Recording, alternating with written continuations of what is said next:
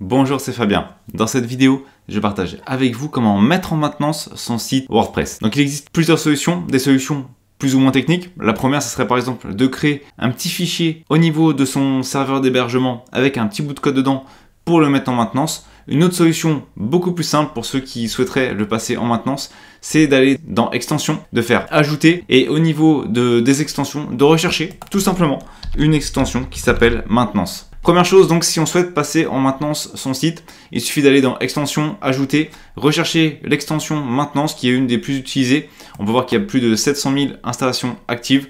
On va faire tout simplement installer. On va patienter le temps de l'installation. On peut voir pour le moment le site il est accessible. Donc on va voir par la suite comment procéder. Ensuite, une fois que c'est installé, on va faire activer. Et on se retrouve ici avec notre fameuse extension maintenance. Donc il suffit d'aller ici dans les paramètres, donc dans Settings.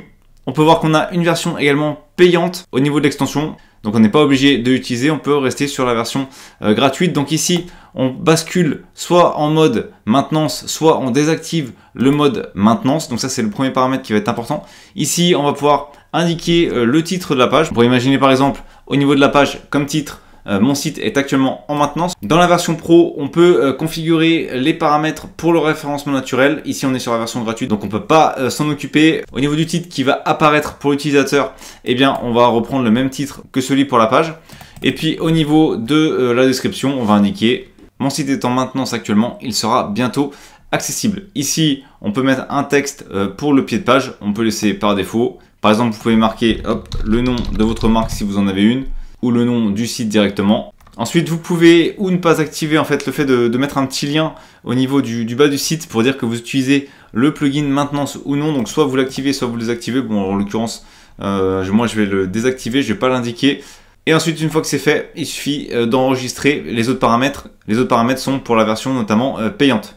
En dessous, vous avez la possibilité d'utiliser notamment un thème, mais ça va être pareil dans la version payante. Donc ça, c'est une première possibilité. Sinon, on peut laisser par défaut. Ensuite, on a la possibilité d'utiliser une image qu'on souhaiterait utiliser. Ensuite, au niveau de l'image qu'on va utiliser, on pourrait très bien la compresser. En l'occurrence, bon, je vais laisser par défaut. Il n'y en a pas besoin. Au niveau du logo, on peut choisir sa taille et sa hauteur. On peut utiliser un logo qu'on aurait déjà. Alors, en l'occurrence, j'en ai pas. Donc, je vais mettre un peu n'importe quoi. Je vais mettre une tasse à café. Et je vais sélectionner l'image. Ensuite, au niveau de l'image, c'est celle qui est sélectionnée par défaut. Au niveau du logo Retina, je vais laisser, c'est en option, de toute façon, c'est pas très important. On peut mettre une vidéo en fond, ça c'est dans la version pro. Ensuite, on a plusieurs options de personnalisation au niveau de l'apparence du fond. Mais après, vous pouvez laisser par défaut. Et une fois que vous avez fait vos modifications, vous avez vu quand même qu'il y a beaucoup d'options pour une petite extension gratuite. Elle est quand même bien faite. Et une fois que vous avez terminé, donc ici pareil, hein, vous avez la possibilité de mettre le code Google Analytics si vous utilisez Google Analytics. Sinon vous pouvez customiser les pixels, mais pareil, c'est sur la version pro. Vous pouvez utiliser le code 503 pour indiquer que le site est temporairement inaccessible. Bref, on a pas mal de petites choses sympas. Et également, une autre option qui est sympa, c'est la possibilité d'exclure certaines pages et certains articles de la maintenance. C'est-à-dire que si vous souhaitez quand même qu'il y ait certains articles ou certaines pages qui puissent rester accessibles malgré la maintenance du site, eh bien, vous pouvez le faire. Donc voilà, une fois que vous avez fait vos paramétrages, il suffit d'activer ou désactiver le plugin ou plutôt le mode maintenance en cliquant sur le bouton qui est ici. Donc on va le passer en one. On peut avant le lancer faire un preview donc pour voir à quoi ça va ressembler. Donc voilà, ça va ressembler à ça.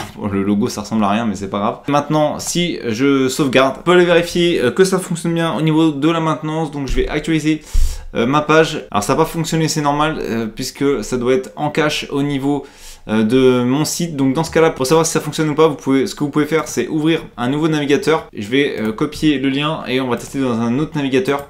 Si ça n'a pas fonctionné, c'est tout simplement que les données sont toujours en cache, donc dans votre navigateur. Voilà, donc ça fonctionne bien dans un autre navigateur, c'est que n'importe quel utilisateur maintenant qui ira sur le site arrivera sur cette page. Donc le mode maintenance fonctionne bien. Ici, il fonctionne pas dans mon navigateur, c'est parce que j'ai le cache qui est activé et donc il a enregistré la page actuelle. Donc il faudrait que je vide mon cache en fait. Mais on voit dans un autre navigateur que ça fonctionne parfaitement. Donc ça c'est la première solution, utiliser un petit plugin tout simple pour mettre en place le mode maintenance. Alors je sais qu'il y en a qui conseillent de créer une page. Donc ici je suis dans page, j'ai fait une page site en maintenance, donc c'est une page qui ressemble à ça, hein, je me suis pas embêté.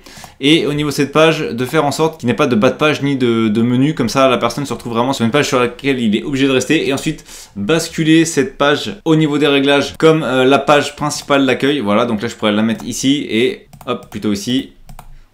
Et ensuite en faisant enregistrer, si j'allais maintenant sur mon site, ce qui se passerait, c'est que j'arriverais sur cette page site en maintenance.